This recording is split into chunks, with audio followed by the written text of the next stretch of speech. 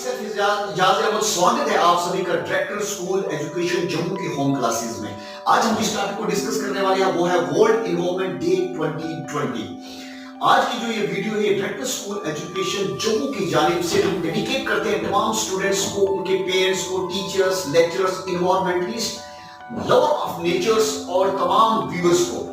World environment day 5 जून को पूरी दुनिया में बड़ी धूमधाम से मनाया जाता है और हर साल कोई ना कोई कंट्री वर्ल्ड एनवायरनमेंट डे को होस्ट करवाती है। तो जी हमारे इस साल 2020 के अंदर जो कंट्री वर्ल्ड एनवायरनमेंट डे को होस्ट करवा रही है वो है कोलंबिया। और हर साल जब कोई कंट्री इसको सेलिब्रेट करवाती है तो उस वक्त इसका कोई ना कोई थीम रहता है। तो इस साल 2020 का जो वर्ल्ड एनवायरनमेंट डे का जो थीम है वो है बायोडाइवर्सिटी। इस पर भी हम आगे चल के बात करेंगे, लेकिन सबसे पहले जो क्वेश्चन जो सवाल उठता है कि वर्ल्ड एनवायरनमेंट डे वजूद में कैसे आया, उसका जन्म कैसे हुआ। आइए हम थोड़ा सा इतिहास यानी हिस्ट्री पे चलते हैं। तो बात करते हैं सन 1972 के अंदर 5 जून से लेकर 16 जून तक एक कॉन्फ्रेंस होती है स्वीडन के अंदर, और इस कॉन्फ्रेंस के अंदर एनवायरनमेंट के रिलेटेड बहुत सारे मसाइलों के ऊपर डिस्कशन होती है, बहुत सारी समस्या के ऊपर डिस्कशन होती है और फाइनली ओरिजिन होता है वर्ल्ड एनवायरनमेंट डे का। और फिर ठीक सन 1974 के अंदर दुनिया ने सबसे पहला वर्ल्ड एनवायरनमेंट डे को सेलिब्रेट किया। अब वर्ल्ड एनवायरनमेंट डे को हम क्यों मनाते हैं, इसके कुछ रीजन से हम जानने की कोशिश करने जा रहे हैं। तो सबसे पहले आपने सुना होगा कि जैसे बिग बैंग थ्योरी और ओरिजिन ऑफ लाइफ दो ऐसी थ्योरी हैं जिनसे हमें ये पता चलता है कि जब पृथ्वी यानी धरती वजूद में आई और उस वक्त अर्थ के ऊपर ऐसा कोई भी एनवायरनमेंट नहीं था जिसमें जो है लिविंग ऑर्गेनिज्म सर्वाइव कर पाते। फिर अर्थ ने क्या किया, धीरे धीरे अपने टेंपरेचर को कम किया और ऐसा फेवरेबल एनवायरमेंटल कंडीशन क्रिएट किया जिससे लिविंग ऑर्गेनिज्म यहाँ पर सर्वाइव कर पाए। ये था बिग बैंग का कंसेप्ट। और अगर हम ओरिजिन ऑफ लाइफ की थ्योरी में जाएं तो उसके हिसाब से अर्थ पे जो लाइफ का सबसे पहला ओरिजिन हुआ, इसमें कई बिलियन ऑफ ईयर्स लगे। और सबसे पहले जो लाइफ का ओरिजिन होता है वो होता है समुद्र से यानी पानी के अंदर। और अर्थ ने सबसे पहला ऐसा एनवायरमेंटल कंडीशन क्रिएट किया ताकि यहाँ पर लिविंग ऑर्गेनिज्म सर्वाइव कर पाए। लेकिन आज के दौर में हम क्या कर रहे हैं कि अर्थ एक तरफ हमें एनवायरमेंटल कंडीशन जिसने प्रोवाइड किया ताकि हम सभी लिविंग ऑर्गेनिज्म यहाँ ग्रो कर पाए, और आज हम उसी एनवायरमेंटल कंडीशन को डिग्रेड्स कर रहे हैं। जी हाँ, आज हम उसी एनवायरमेंटल कंडीशन को डिग्रेड्स कर रहे हैं।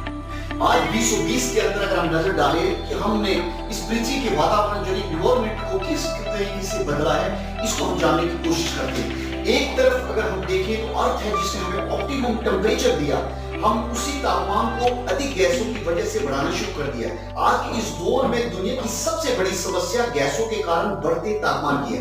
एक तरफ अर्थ है यानी पृथ्वी है जिसने हमें ऐसा एनवायरनमेंट प्रोवाइड किया जिसमें ऑक्सीजन मौजूद थी ताकि हम आसानी से सांस ले पाते। लेकिन दूसरी तरफ हमने क्या किया कि बढ़ते कारखानों और गाड़ियों से निकलती जहरीली धुएं के कारण हमने अपनी हवा को आज स्वच्छ नहीं कह पा रहे हैं। एक तरफ अर्थ ने हमें साफ पानी पीने को दिया और दूसरी तरफ हम है कि अपने तमाम किस्म का कचरा उसमें डाल के उसको इतना प्रदूषित कर रहे हैं कि हमारे आने वाली पीढ़ी उससे फायदा ना ले पाए।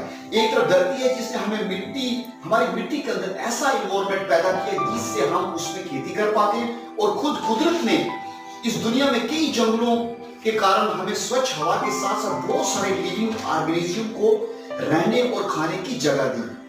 और दूसरी तरफ इंसानों की बढ़ती पॉपुलेशन और इकोनॉमिक डेवलपमेंट की आड़ में हम धरती को अपने रहने की जगह के लिए भी नहीं छोड़ रहे हैं।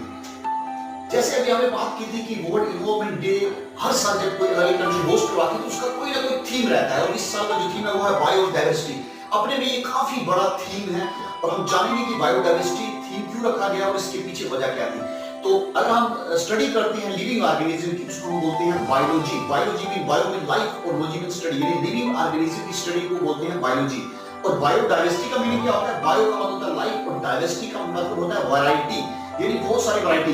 कुदरत ने इस दुनिया को खूबसूरत बनाने के लिए बहुत सारी वैरायटी के ऑर्गेनिज्म को यहाँ पर पैदा किया। जैसे हम देखते हैं कि लिविंग ऑर्गेनिज्म के अंदर क्या चीज आती है, यानी बायोडाइवर्सिटी के अंदर क्या चीज आती है। तो बायोडाइवर्सिटी में आता है लिविंग ऑर्गेनिज्म। और वो लिविंग ऑर्गेनिज्म क्या हो सकते हैं, वो लिविंग ऑर्गेनिज्म दुनिया के तमाम प्लांट, चाहे वो धरती के ऊपर है या समुद्र के अंदर रहने वाले वो सारे के सारे जो प्लांट्स हैं वो बायोडाइवर्सिटी के अंदर। उसके बाद दुनिया के सभी एनिमल्स, चाहे वो पानी के अंदर रहने वाले हो, किसी डिजर्ट में रहने वाले हो, किसी सर्द इलाके में रहने वाले हो या मिट्टी के अंदर रहने वाले हो, सभी क्या है बायोडाइवर्सिटी। उसके अलावा माइक्रो ऑर्गेनिज्म आते हैं। माइक्रो ऑर्गेनिज्म को हम कई बार जानते हैं कि इससे बीमारियां लगती नहीं, कई ऐसे माइक्रो ऑर्गेनिज्म भी होते हैं जो हमारे लिए बड़े यूजफुल होते हैं, वो भी बायोडाइवर्सिटी का हिस्सा है।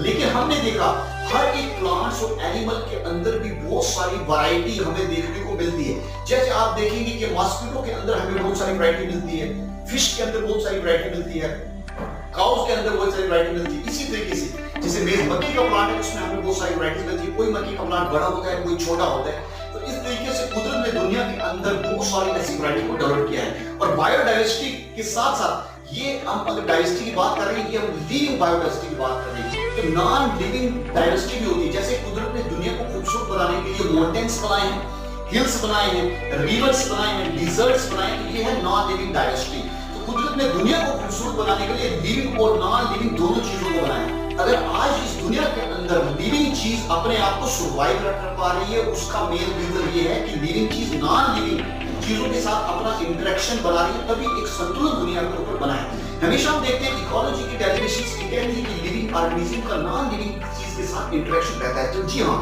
ह्यूमन बीइंग या कोई भी लिविंग ऑर्गेनिज्म, चाहे वो प्लांट्स हो चाहे वो एनिमल्स हो, वो नॉन लिविंग फैक्टर्स के साथ अपना इंटरेक्शन बना के रखता है। तो दुनिया के ऊपर अगर कोई लाइफ सर्वाइव करती है, एग्जिस्ट करती है, तो उसमें इन्वायरमेंटल फैक्टर्स का बहुत बड़ा रोल रहता है कि वो चाहे टेम्परेचर हो, लाइट हो, ह्यूमिडिटी हो, रेनफॉल हो, ये सारे के सारे इन्वायरमेंटल फैक्टर लिविंग चीज के ऊपर इन्फ्लुएंस डालते हैं। मैंने आपको पहले भी कहा कि अर्थ ने क्या किया कि ऑप्टिमम टेम्परेचर हमें दिया है। अर्थ कभी भी ऐसा टेम्परेचर मेंटेन नहीं करती कि पूरी की पूरी दुनिया जम जाए, या कभी भी ऐसा टेम्परेचर मेंटेन नहीं करती कि वो 50 डिग्री से अबव चला जाए और जिसमें पूरी की पूरी दुनिया के लिविंग ऑर्गेनिज्म खतरे में पड़ जाए। तो अर्थ एक तरफ हम लिविंग ऑर्गेनिज्म की सर्वाइवल के लिए अच्छा इन्वायरमेंट क्रिएट कर रही है, तो हम ह्यूमंस की भी रिस्पांसिबिलिटी है कि हम भी यहाँ पर उस इन्वायरमेंट को मेंटेन रखें।